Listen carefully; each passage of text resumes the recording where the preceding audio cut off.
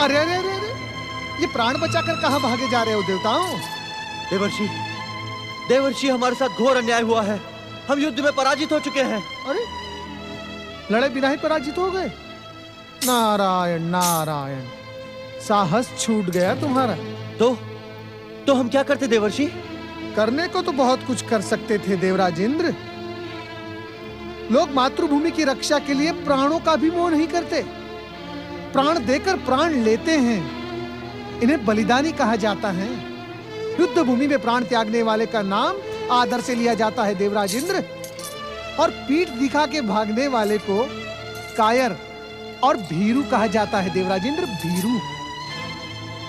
देवर्षि, अब हमें और अधिक अपमानित मत करिए। ये सब सूर्यदेव के वरदान के कारण हुआ है। नारायण नारायण, दूसरों के दोष ढूंढना इस संसार का सबसे सरल काम है देवराज इंद्र। तनिक अपने भीतर भी तो झांक के देखें, दुष्कर्म ही दुष्कर्म दिखाई पड़ेंगे देवराज। ये आप क्या कह रहे हैं देवर्षि? वही पवन देव जो सत्य है। क्या आपने स्वर्ग की सुरक्षा के लिए धर्म और भक्ति का आश्रय लिया?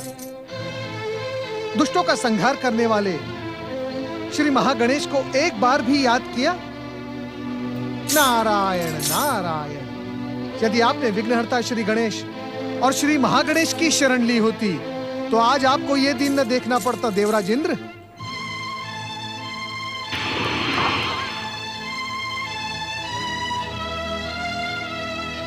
प्रणाम देवर्षि।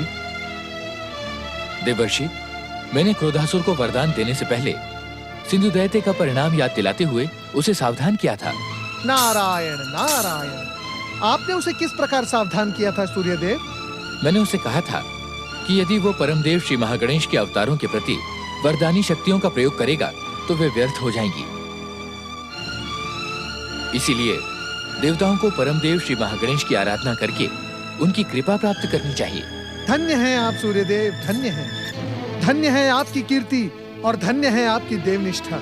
आपने अपने ही वरदान के विरुद्ध देवताओं की सहायता करके आपने अपना नाम इतिहास के पन्नों में स्वर्ण अक्षरों में लिखवा दिया। क्षमा करें देवऋषि, मुझे इसमें प्रशंसा का कोई कारण नहीं दिखाई पड़ता। नारायण नारायण, कारण तो उसे दिखाई देता है देवराज इंद्र जिसके भीतर धीरज, धैर्य और संतोष हो। स्वार्थ और ईर्ष्या ने आपकी बुद्धि विवेक को नष्ट कर डाला है। जिसे आप अपना शत्रु समझते रहें, वे ही भगवान सूर्य इस समय आपको भगवान श्री महागणेश की आराधना का परामर्श देने आए हैं देवराज। पहले इनसे ये पूछिए कि परिणाम को जानते हुए भी इन्होंने क्रोधासुर को वरदान दिया ही क्यों? आपकी वरदानी शक्ति की आड़ में वो हम देवताओं की कीर्ति धूल धूसरित करने में सफल रहा। इस प्रश्न का कोई उत्तर है आपके पास? मैं आपके किसी भी प्रश्न का उत्तर नहीं देना चाहता देवराज। ये तो केवल एक परामर्श था जो देवताओं की खोई हुई कीर्ति को पुनः स्थापित कर सकता है, वो मैंने दे दिया। अब यहाँ एक पल रुके रहना अनुचित है। प्रणाम देवर्षि। ओम श्री महागणेशाय नमः।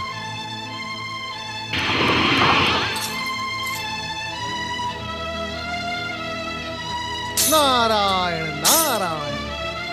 देवराज इंद्र, जो सूर्य देव ने कही वही बात मैं भी कहूंगा। देवताओं को इस संकट से केवल परम देव श्री महागणेश ही उबार सकते हैं। अब आपका भविष्य आपके हाथों में है। जो उचित समझे वो आप करें। जय श्री महागणेश।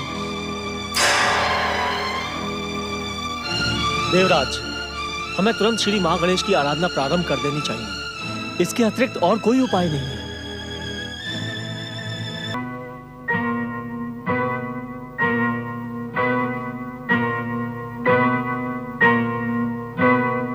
माता, लोक कल्याण और जनहित के जिस संकल्प को साथ कर तुमने तपस्या की थी वह श्री महागणेश की इच्छा से पूर्ण हुई। आज के बाद जो भी भक्त यहाँ आकर श्री महागणेश की महिमा का गुणगान करते हुए आपका स्मरण करेगा, उसे सर्व सिद्धियां प्राप्त होंगी, उसकी हर मनोकामना पूरी होगी, उसके जीवन से विघ्नों का अंत होकर सुख, समृद्धि और शांति की वर्षा होगी।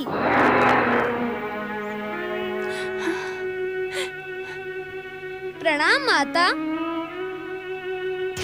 क्षमा करो माता, पिताश्री की आज्ञा प्राप्त किए बिना हमारा यहाँ से जाना उचित नहीं होगा। यदि हम भी आपके साथ चले गए तो पिताश्री को बहुत दुख होगा। मैं जानता हूँ माता, कैलाश का त्याग करते समय मेरे साथ न आने का दुख अभी भी तुम्हारे भीतर है। मेरी विवशता को समझकर मुझे क्षमा कर दो माता।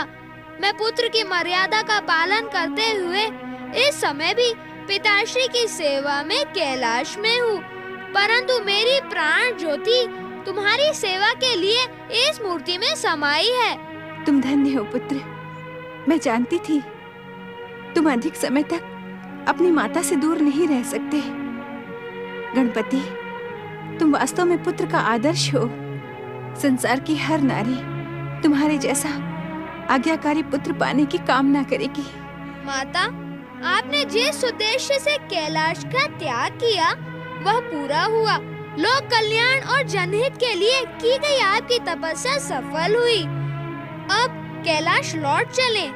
नहीं पुत्र, अब हम दोनों इस गणपति तीर्थ क्षेत्र में निवास करेंगे। यहाँ आने वाले भक्तों को कल्याण और आशीर्वाद देंगे। संसार में सत्य और भक्ति की अलख जगाएंगे।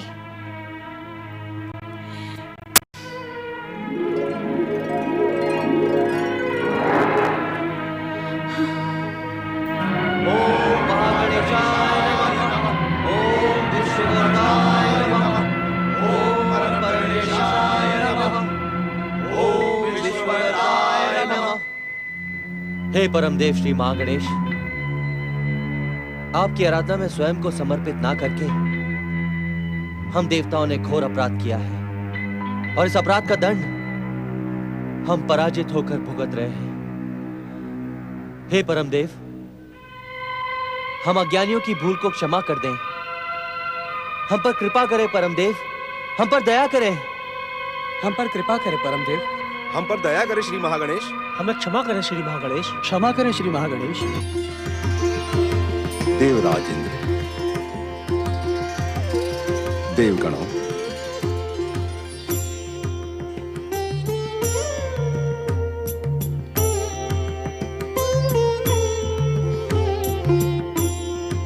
परमदेव श्री महागणेश की जय। विश्व को वरदान देकर संकट दूर करने वाले श्री महागणेश की जय। आपके कष्ट और संकटों का अंत करने वाला हमारा लंबोदर अवतार तब तक प्रकट नहीं होगा जब तक देवी पार्वती अपने मूल धाम कैलाश नहीं लौटेंगी।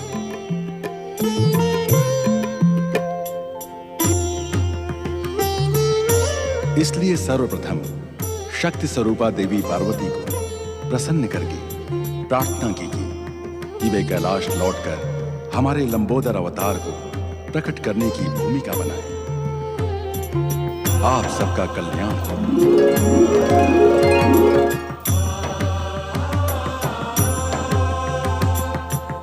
देवताओं, हमें इसी समय सह्याद्री पर्वत जाकर माता जगदम्बा पार्वती को प्रसन्न करना होगा, उनसे प्रार्थना करनी होगी।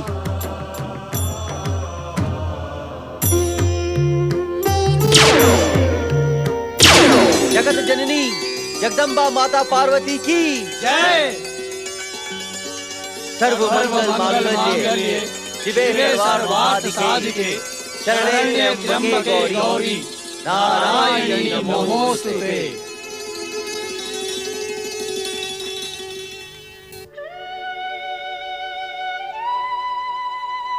देवराज, देवगण, गिरिजात्मज गणपति तीर्थ में आप सबका स्वागत है। पृथ्वी के गणेश लोक के समान इस पावन तीर्थ के आप सब प्रथम तीर्थयात्री हैं। इस तीर्थ की यात्रा करने के कारण आपकी मनोकामना अवश्य पूर्ण होगी। माता, हम देवगण आपके पास एक प्रार्थना लेकर आए हैं। हमें पूर्ण विश्वास है कि आप हमारी प्रार्थना अस्वीकार नहीं करेंगी।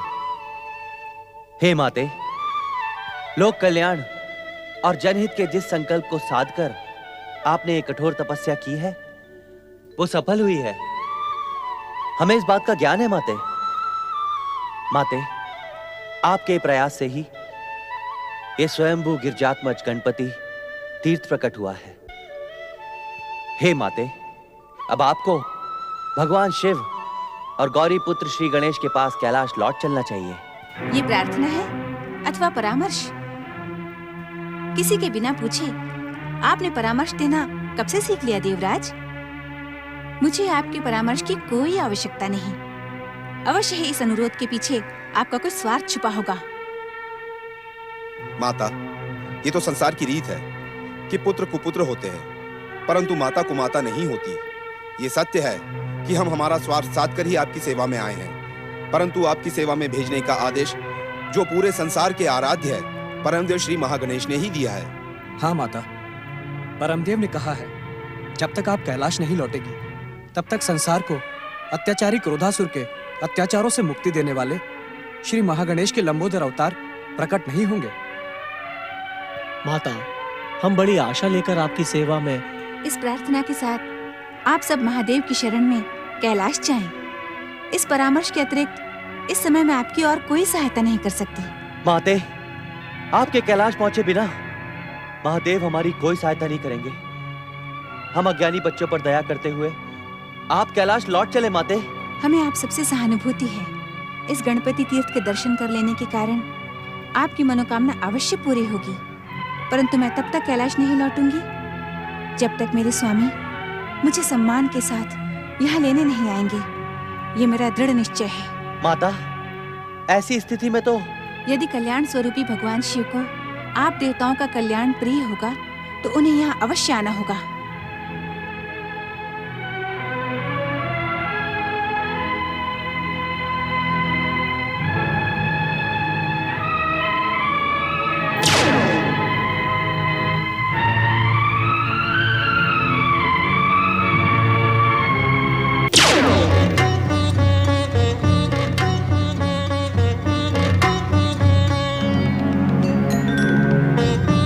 करें देवराज, हम तो भगवान शिव की शरण में कैलाश जाने के लिए निकले थे, फिर आप मार्ग में क्यों रुक गए?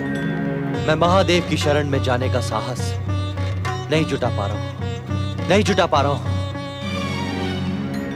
देवगणों, ऐसा प्रतीत होता है कि भगवान शिव और माता पार्वती किसी कारणवश एक दूसरे से रुष्ट हैं। इस बात का आभास मुझे भी है देवराज, परंतु संकट के समय में हमें केवल भगवान भोलेनाथ ही बचा सकते हैं। हमें भय का त्याग करके उनकी शरण में। अग्निदेव, आशुतोष भगवान शिव का रोष सारे संसार में प्रसिद्ध है। उनके ध्यान में बाधा डालने वाले कामदेव को उन्होंने भस्म कर दिया था। कहीं ऐसा ना हो कि वो हमारी प्रार्थना ठुकराकर हमें भी दंडित कर दे। नहीं देवराज, नहीं। हमारी प्रार्थना के पीछे तो परमदेव श्री महागणेश का मार्गदर्शन है। परमदेव का मार्गदर्शन तो देवी पार्वती की सेवा में जाने का था, परंतु उन्होंने हमारी बात नहीं मानी। देवगणों, मुझे भगवान शिव के समीप जाने का परामर्श ना दो। हम सचमुच घोर धर्म संकट में फंस चुके हैं देवगणों। नारायण नारायण। प्रणाम देव ऋषि। ओम महागणेशाय नमः। देवराज इंद्र, इस संसार के हर संकट और हर धर्म संकट से उबारने वाले केवल श्री महागणेश ही हैं। ऐसा लगता है कि अपने स्वार्थ की भावना में बहते हुए आपने सच्चे मन से श्री महागणेश की आराधना नहीं की है, अन्यथा आप ऐसे विचित्र धर्म संकट में नहीं पड़ते। किंतु अब हम क्या करें देवर्षि? देवर्षि, हमें केवल आपका सहारा है। आप ही हम देवताओं के सच्चे मार्गदर्शक हैं। हमारा मार्गदर्शन करें देवर्षि। इस धर्म संकट से हम देवताओं को उबारने का मार्ग आपके सिवा और कोई नहीं दिखा सकता देव ऋषि। मझधार में डूबती हमारी नैया को अब आप ही पार लगा सकते हैं। हम पर दया करें देव ऋषि। नारायण नारायण। आश्चर्य, घोर आश्चर्य देवताओं, घोर आश्चर्य। आप लोगों के भीतर ये जो बुद्धि, विवेक और विनम्रता है, ये तभी जागती है जब आप किसी संकट के दलदल में डूबने लगते हैं। यदि सामान्य परिस्थिति में भी आपकी बुद्धि, विवेक और विनम्रता, इन सब का आप सहारा लें, तो संकट आपके आसपास आने का भी साहस नहीं कर सकता देवताओं। देवर्षि, माता पार्वती ने? नहीं नहीं देवराज, इस समय तो भगवान भोलेनाथ के पास जाने का परामर्श मैं भी नहीं दूंगा आपको। भगवान भोलेनाथ के ध्यान में बाधा डालकर आप उनकी कृपा के नहीं, दंड के पात्र बन जाओगे। देवर्षि, फिर हम क्या करें? कहाँ जाएं हम देवगण? नारायण नारायण, कहीं ना कहीं तो जाना ही होगा ना देवराज इंद्र, क्योंकि बात अब केवल स्वर्ग पर अधिकार तक सीमित नहीं है। स्वर्ग सिंहासन पर बैठकर क्रोधासुर अत्याचारी हो गया है। निर्दोष प्राणियों के प्राण बचाने के लिए कोई ना कोई उपाय तो करना ही होगा। देवर्षि, हमारी व्याकुलता का अंत करने के लिए और संसार की रक्षा करने के लिए शीघ्र अतिशीघ्र कोई उपाय बताएं। देवराज, देवगणों, इस समय तो आप परमपिता ब्रह्मा जी और श्री हरि विष्णु की शरण में जाएं। वे आपको इस धर्म संकट से अवश्य मुक्ति दे सकते हैं। नारायण नारायण। देवर्षि का परामर्श उचित है। हमें परमपिता ब्रह्मा की कृपा और श्रीहरि के बैकुंठ द्वार ने कभी निराश नहीं किया। ओम गणेशाय नमः।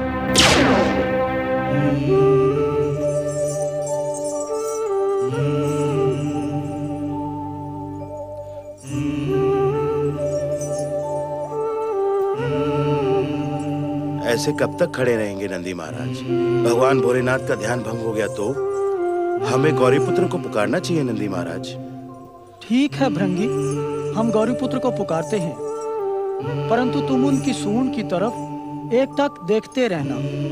ध्यान के समय गौरीपुत्र की सूंड ही सक्रिय रहती है। आप चिंता न करें नंदी महाराज, जैसे ही सूंड में कंपन पैदा होगी हम दोनों भागकर भगवान भोलेनाथ की सेवा में पहुंच जाएंगे। गौरीपुत्र, हम पर कृपा करें। नंदी महाराज, आपका स्वर तो आपके कानों तक नहीं पहुंचा, गौरीपुत्र कैसे सुन पाएंगे? गौरीपुत्र, आपने पिछले कई दिनों से कुछ नहीं खाया। हम दोनों ने भी। भागो नंदी भैया भागो, गणपति की सूंड जाग उठी है। भयभीत ना हो शिवगणों, आओ मेरे समीप आओ। गौरीपुत्र, आपने। हम जानते हैं नंदी महाराज कि माता पार्वती के जाने के बाद कैलाश में किसी ने भी अन्न का एक दाना भी ग्रहण नहीं किया है, परंतु मेरा दृढ़ निश्चय है जब तक माता पार्वती लौट कर नहीं आएंगी तब तक हम अपने अनशन व्रत का त्याग नहीं करेंगे। परंतु आप दोनों बिना किसी चिंता के प्रसाद ग्रहण करें, क्योंकि आप दोनों ने कोई संकल्प अथवा निश्चय नहीं किया है। बिना इच्छा के अनशन करने से कोई काम सफल नहीं होता। गौरीपुत्र, आप तो स्वयं परमदेव श्री महागणेश के अवतार हैं और त्रिकालदर्शी हैं। आपसे इस संसार में कुछ भी छुपा नहीं है। कम से कम इतना तो बता दें कि माता पार्वती कहाँ हैं और कैलाश कब लौटेंगी। हम सब एक समान माता की प्रतीक्षा कर रहे हैं। आप भोलेनाथ से प्रार्थना करें कि माता शीघ्र लौट कर आए। गौरीपुत्र, आप दोनों के कार्य निर्धारित हो चुके हैं। यदि आप दोनों के भीतर माता के लौटने की उत्सुकता है तो जो कुछ हमने कहा है वही कीजिए।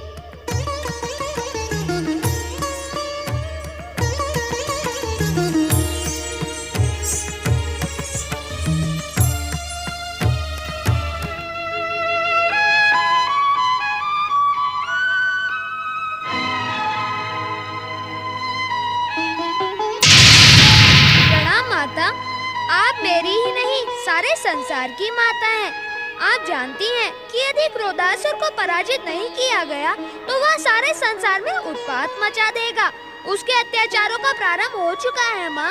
उस दुष्ट को रोकने के लिए संसार के प्राणियों पर दया करो। शीघ्र कैलाश लौटकर दुष्ट क्रोधासुर का अंत करने वाले परम देव श्री महागणेश के लंबोदर अवतार को प्रकट करने की भूमिका बनाओ माँ।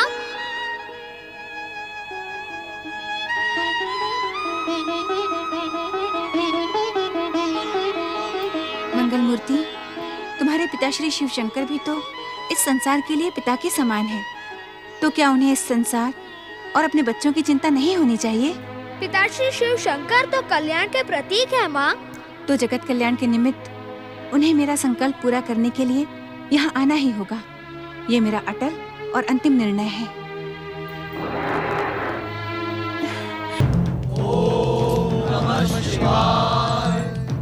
हर हर महादेव, हर हर महादेव, हर हर महादेव, हर हर महादेव।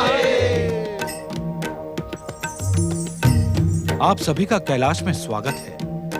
ब्रह्मदेव, श्री हरि विष्णु, हमारी ध्यान समाधि के कारण आपको प्रतीक्षा करनी पड़ी, इसका हमें खेद है। देवादिदेव महादेव, आपकी सर्वज्ञ दृष्टि से इस संसार में कुछ भी नहीं छिपा हुआ।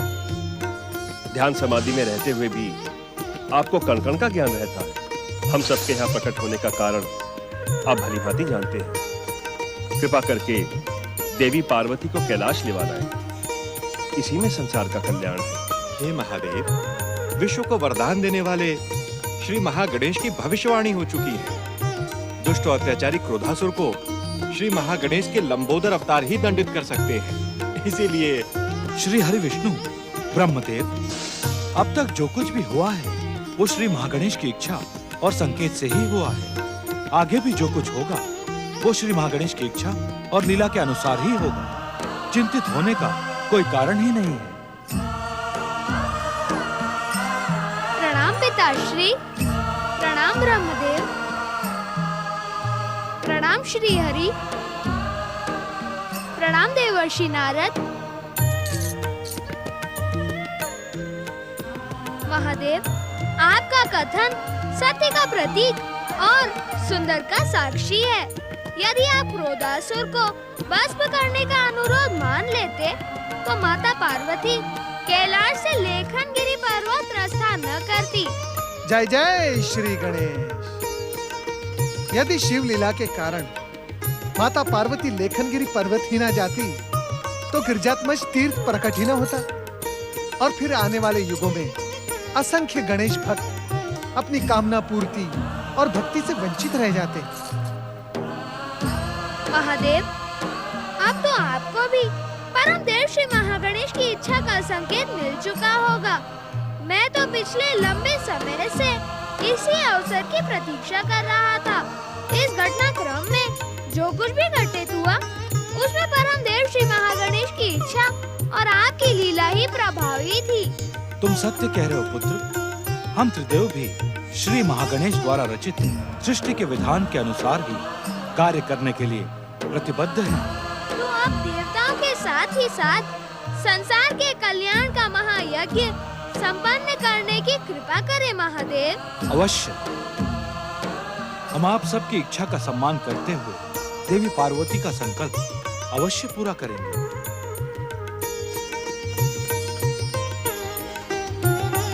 आइए आप सब भी हमारे साथ गिरजात्मज गणेश तीर्थ यात्रा का पुण्य लाभ प्राप्त करें।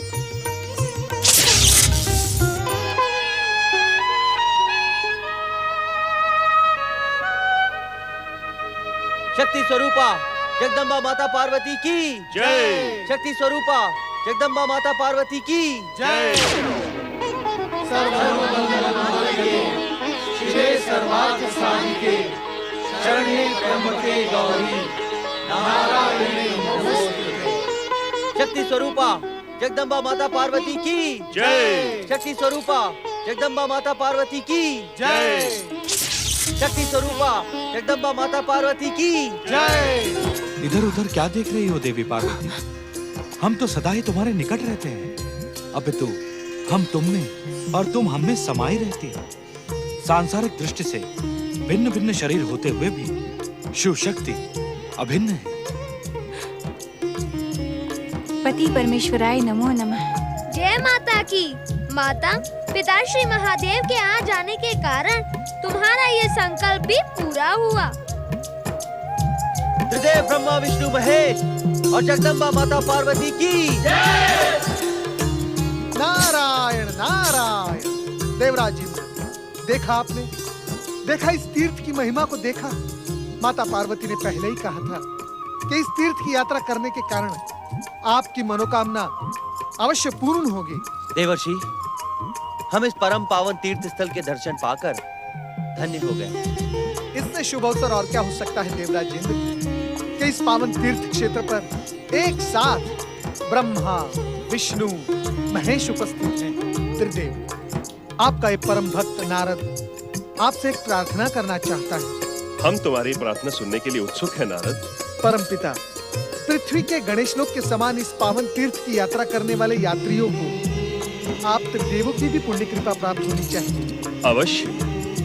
आज के बाद गिरिजात्मज मूर्ति के दर्शन करने वाले भक्त सत्य की शक्ति से प्रेरित होकर संसार का ऐश्वर्य भोग करेंगे। मेरी रज शक्ति के प्रभाव से इस तीर्थ की यात्रा करने वाले भक्तों का जीवन सुख शांति से परिपूर्ण होगा। दर्शन की अभिलाषा लेकर यहाँ आने वाली जीवात्मा आवागमन से मुक्ति पाकर अपना इच्छित धाम प्राप्त करेगी। गिरिजात्मज तीर्थ की यात्रा करने वाले भक्त मेरी कल्याणकारी कृपा के अधिकारी होंगे। अब तो सबके संकल्प और मनोरथ पूरे हो गए, पर तीर्थ यात्रा में आने का प्रसाद तो अब तक नहीं मिला। माता, हम सबका अनशन व्रत भी सफल हो चुका है। अब तुरंत कैलाश चलकर अपने हाथों से बने मोदक इस तीर्थ यात्रा के प्रसाद के रूप में हम सबको खिलाओ। नारायण नारायण। और प्रसाद के साथ ही साथ अत्याचारी क्रोधासुर का अंत करने वाले श्री महागणेश के लंबोदर अवतार को प्रकट करने की भूमिका भी बनाए माता। अवश्य।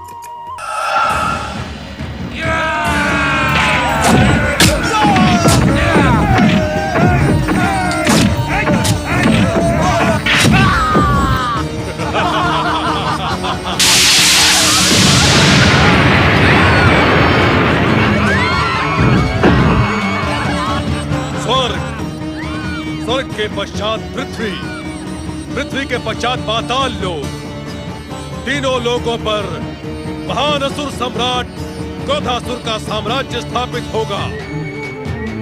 सेना नायक, तुम असुर सेना की टुकड़ी लेकर पाताल की ओर अभियान करो। जो आज्ञा असुर सम्राट। मूर्ख, असुर सम्राट नहीं, त्रिलोकपति कहो, त्रिलोकपति।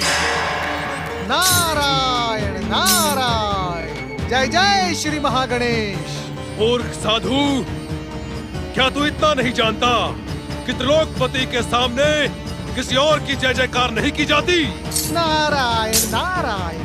मूर्ख और अज्ञानी अपने ही समान सभी को मूर्ख और अज्ञानी समझते हैं। मैं तुम्हें सावधान करने आया हूँ मूर्ख क्रोधासुर। इन पृथ्वीवासियों पर जो तुम अत्याचार कर रहे हो ना, ये शीघ्र ही रोक दो, अन्यथा श्री महागणेश का कोप तुम्हें ले डूबेगा। नारायण।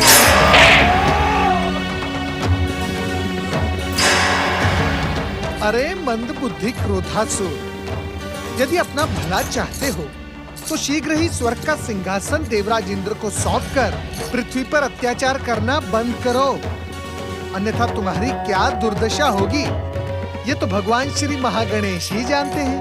पहले अपनी दुर्दशा की सोच। चोटी वाले साधु, मेरा क्रोध तेरे शरीर के इतने टुकड़े करेगा जितने कि तू सोच भी नहीं सकता।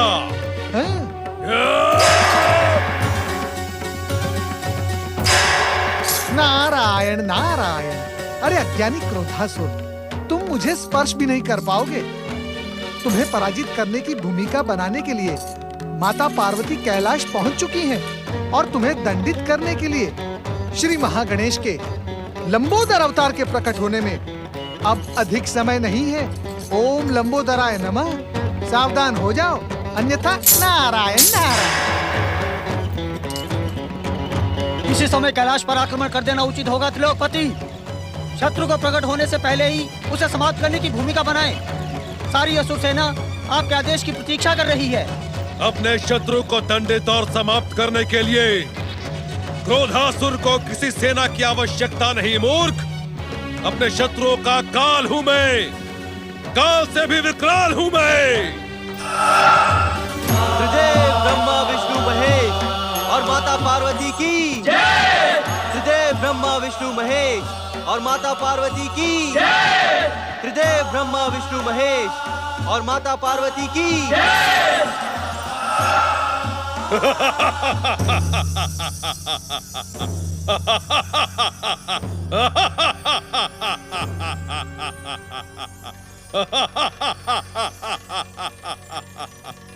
वरदानी क्रोधासुर अपने परम शत्रु महागणेश की इच्छा कदापि पूरी नहीं होने दूंगा। मैं जानता हूँ इस कैलाश भूमि पर महागणेश का अवतार लंबोदर प्रकट होने वाला है, किंतु उससे पहले ही मैं इस कैलाश भूमि को नष्ट भ्रष्ट कर डालूंगा। देवर्षि, तुम्हारा मार्गदर्शन पाकर भी ये उन्मत्त हो गया। इसे तो उन्मत्त होना ही था। मैंने तो पहले इसे भस्म करने का परामर्श दिया था। इसका जीवित रहना उचित नहीं है स्वामी। मंगल मूर्ति श्री महागणेश की इच्छा का संकेत मिल चुका है। इस दुष्ट क्रोधासुर को परास्त करने वाले श्री महागणेश के अवतार लंबोदर के प्रकट होने का अवसर आ चुका है। जो आज्ञा पिताश्री। परम देव श्री महागणेश के परम पावन लंबोदर अवतार प्रकट हो।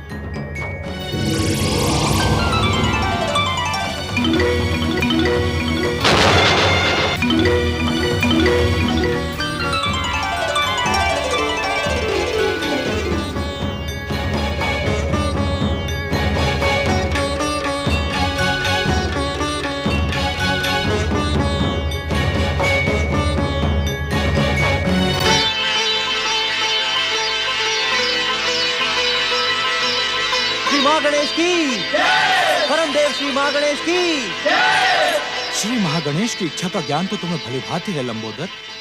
उनके अवतार का उद्देश्य पूर्ण करने का समय आ चुका है। जो आज्ञा पिताश्री। इस प्रकार क्या देख रहे हो क्रोधासुर? मुझसे युद्ध करो। कहाँ गई तुम्हारी वरदानी शक्ति? कहाँ गया तुम्हारा क्रोध? युद्ध करो। मैं तुमसे युद्ध करने के लिए ही यहाँ प्रकट हुआ हूँ। यदि युद्ध का साहस न हो तो अपने अपराधों की क्षमा मांगकर पाताल चले जाओ। नहीं, न मैं पहले पाताल गया था, न पाताल जाऊंगा। मैं त्रिलोकपति हूँ, तीनों लोकों का सम्राट हूँ। स्वर्ग के सिंहासन पर मैं ही बैठूंगा। तू कौन होता है मुझे पाताल भेजने वाला? मुझे पहचानने में भूल न कर मूर्ख क्रोधासुर। मैं तेरा काल हूँ काल। भलाई इसी में है कि स्वर्ग का सिंहासन देवराज इंद्र को सौंपकर पाताल के अंधकार में अचेत हो जाओ। अचेत तो मैं तुझे करूँगा गजमुख। तेरे माता पिता और सभी शुभ शक्तियों को अचेत कर पाताल के अंधकार में धकेल दूंगा। ले संभाल मेरा प्रहार। हाँ।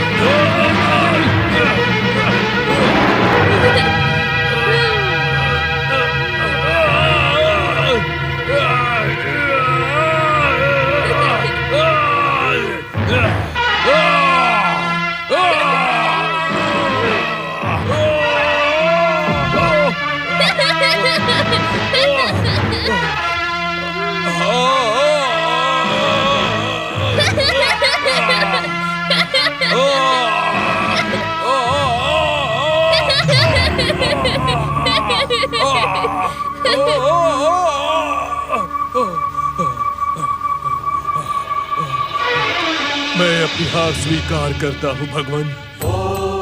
हे लंबोदर, मुझे क्षमा कर दीजिए, मुझे क्षमा कर दीजिए, मुझे क्षमा कर दीजिए भगवान, मुझे क्षमा कर दीजिए।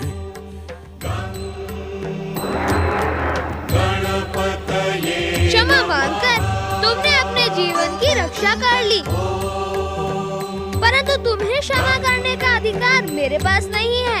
यदि क्षमा मांगनी ही है तो माता पार्वती, भगवान भोलेनाथ और उन सबसे क्षमा मांगो जिन्हें तुम्हारे अत्याचारों के कारण कष्ट भुगतना पड़ा। जो आज्ञा भगवान, जो आज्ञा।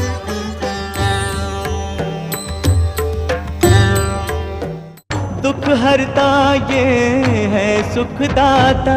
श्री गणेश, श्री गणेश, श्री गणेश।